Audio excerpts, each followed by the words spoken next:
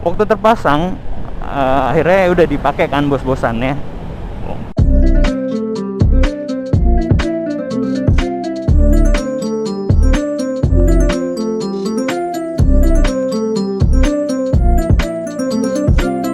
Benar tuh bos-bosannya diganti, yang bawaannya dilepas. Kan ada dua bos-bosan, ada yang dicakram sama yang sebelahnya. Yang dicakramnya pakai bawaan, yang di sebelahnya pakai yang custom. Nah, terus kata orang yang penjualnya, nanti ringnya taruh yang di depannya, yang di ini bukan yang dicakram, kata dia, yang di depannya. Oh ya udah.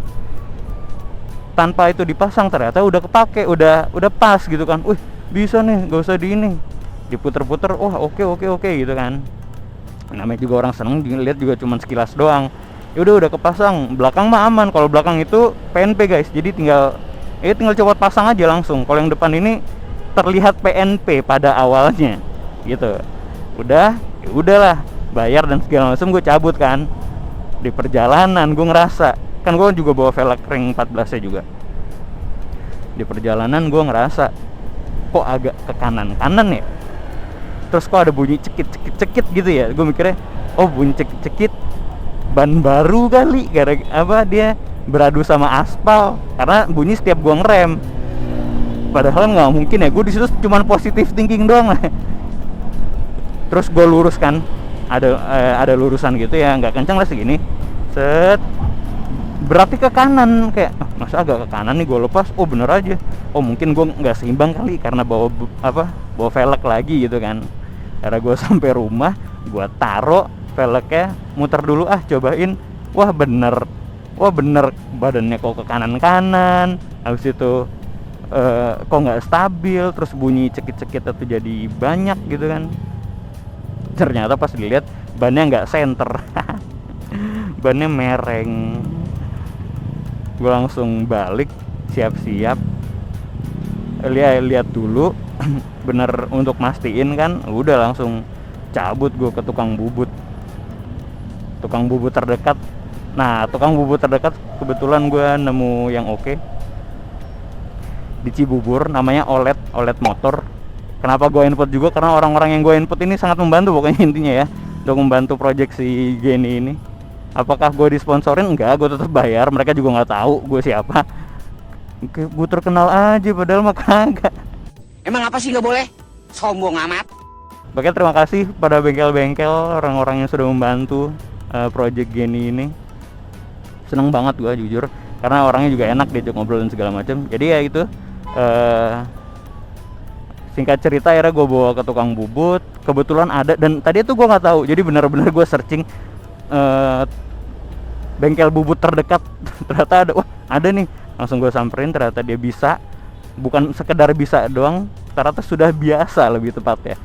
Jadi dia bilang, jadi sebelum gue ngobrol tahu dia udah biasa ngerjain, gue datang nih, mas tolong dong ini dibubut, karena ini nggak, gue nggak bilang nggak dibubut, ini nggak center, minta tolong dong dibuat ke tengah, bisa nggak? Bisa, dia bilang. Ya udah. Di standar doang motor gue, dia bengongnya depan motor gue. Oh, potong sesenti, nggak pakai ngukur, nggak pakai apa, bisa gitu. Ya setelah itu ngobrol-ngobrol baru tahu ternyata dia udah biasa. Ya singkat cerita gue habis duit di situ 200.000. Yang dibubut apa aja? Yang dibubut ada bos-bosannya. Jadi bos-bosan yang custom itu nggak dipakai lagi, pakai yang ori. Yang ori itu dipotong 5 mili kanan kiri. Dan yang harus gue korbankan di sini adalah velg gue. Velg gue itu harus dibubut 1 cm atau 10 mili. Biar posisinya bisa ke tengah. Apa yang dibubut? Yang dibubut itu rumah kaliper remnya. Kaliper rem. Jadi rumah disc brake-nya itu yang dipapas. Gua harus mengorbankan itu. Jadi ya, kalau nggak salah dulu gue pernah bilang, gue ngomong kalau bubut karena gue nggak tahu bubut itu apa. Gue kira bubut tuh ya dipotong lah istilahnya. Ini istilahnya juga dipotong sih, tapi lebih tepatnya ini dikikis. Jadi masih oke. Alhamdulillah masih aman. Itu gue habis 200.000 di situ. Pengerjaannya cukup lama sih. Itu gue datang jam 2, nggak jam 3-an kali ya. Gue kelar jam 5, 2 sampai 3 jam lah pekerjaan. Karena emang harus teliti kan. Karena kalau lu kelebihan motong lu nggak bisa balikin lagi tuh. Kalau ngurang motong kan masih bisa. Jadi yang pelan-pelan, walaupun dia tahu ukurannya tapi tetap pelan-pelan, pengerjaannya bagus kok. Ya ini alhamdulillah buktinya bisa dipakai harian sampai saat ini. Tapi nanti tetap gua buat reviewnya setelah ya mungkin 3 bulan kali ya. Karena ya pasti adalah perbedaan-perbedaan. Jadi ya gitu. Akhirnya gue keluarin lagi duit 200.000 buat bubut. Nah di situ baru gue harusnya lega ya, tapi ya gue ngerasa ada yang ganjel nih. Kenapa ya? Ternyata emang gue aja belum penyesuaian sama si ring 12. Ternyata butuh sepenyesuaian itu sih. Gue juga baru sadar sebeda itu feel mengendaranya ya. Jadi udah kurang lebih itulah perjalanan. Oh tadi gue mau cerita ya kenapa gue ganti ya, kayaknya nggak cukup waktunya karena gue udah menyampe juga. Jadi ya udah di sini gue bakal cerita itu aja. Gue habisnya berapa dan bagaimana caranya. Ini udah deket banget lagi, gue nggak nyangka juga satu pembahasan ini bisa sampai kantor gue. Oke, kayak gitu aja guys. Terima kasih yang sudah menonton. Langsung closing aja lah ya, karena gue udah bingung. Kalau ada pertanyaan silakan, IG kita terbuka DM-nya. Mau komen juga boleh, insya Allah kita bales. Ya udah kayak segitu aja semuanya. Terima kasih yang sudah menonton.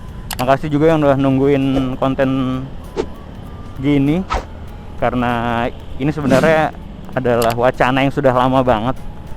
Dari dulu, dari berapa tahun lalu, 2 tahun lalu mungkin, atau dari awal motor ini keluar, motor ini datang, gue udah bilang mau ganti ring 12. Akhirnya baru kesampean sekarang. Jadi ya udah alhamdulillah sekarang sudah terlaksana. Terus kalau ditanya apakah proyeknya sudah selesai, gue bisa jawab belum, karena masih ada beberapa proyek lagi yang mau gue kerjain di sini. Oke semuanya, sampai di situ aja. Sampai berjumpa di video selanjutnya. Peace out.